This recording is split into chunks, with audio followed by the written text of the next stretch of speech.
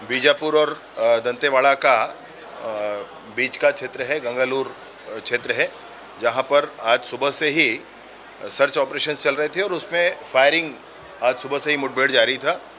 अब देखिए, सचिव लोग हड़ताल में बैठे हैं, मेरे पास आए भी थे सभी सचिव लोग, और ये जो सचिव लोग अपने शासकीकरण नियमितीकरण की मांग के लिए हड़ताल पे बैठे हैं और इस बात को मैंने विधान फंसाने के लिए, जैसा मुझे पता है कि तुम्हारे फंड में नक्सली फंड भी शामिल है, तुम या तो मानो या तो बोलो कि इसने किया है या तुम।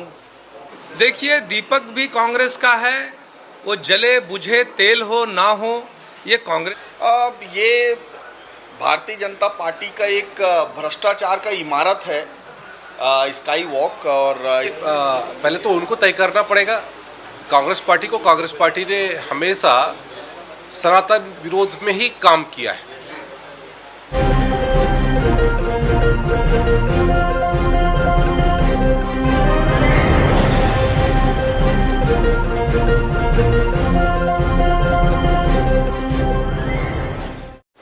बीजापुर और दंतेवाड़ा का बीच का क्षेत्र है, गंगालूर क्षेत्र है, जहां पर आज सुबह से ही सर्च ऑपरेशंस चल रहे थे और उसमें फायरिंग आज सुबह से ही मुठभेड़ जारी था।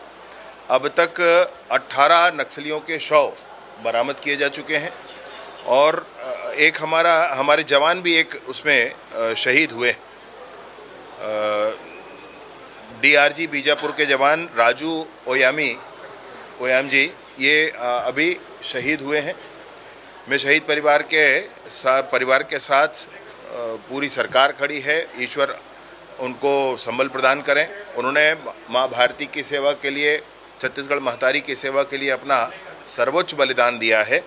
साथ ही साथ विषय महत्वपूर्ण ये है कि 18 नक्सलियों के शव बरामद हुए हैं।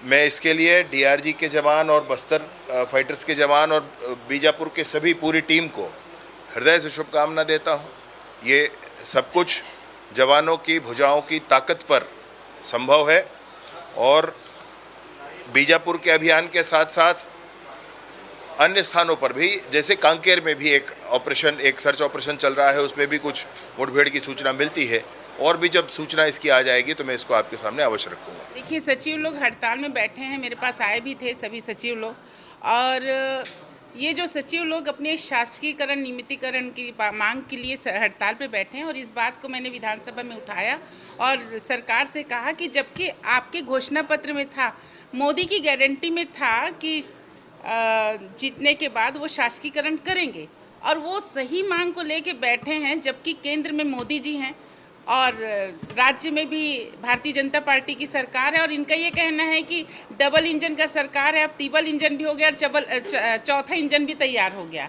जब चौथा इंजन भी तैयार हो चुका है तो सचिवों को शासकीकरण तुरंत कर देना चाहिए, क्योंकि केंद्र भी आपका है, राज्य भी आपका है, सभी आपका है, तो आपको शासकीकरण करने में कोई देरी नहीं करना चाहिए। ये मांग हम यशस्वी मुख्यमंत्री से हम किए हैं और आशा ही नहीं विश्वास है कि जल्द से जल्द पूरा हो जाएगा। लेकिन इनका उद्देश्य अलग रहता है, घोषणा जरूर करते हैं और ये 4 साल आखिरी साल में पूरा करते हैं।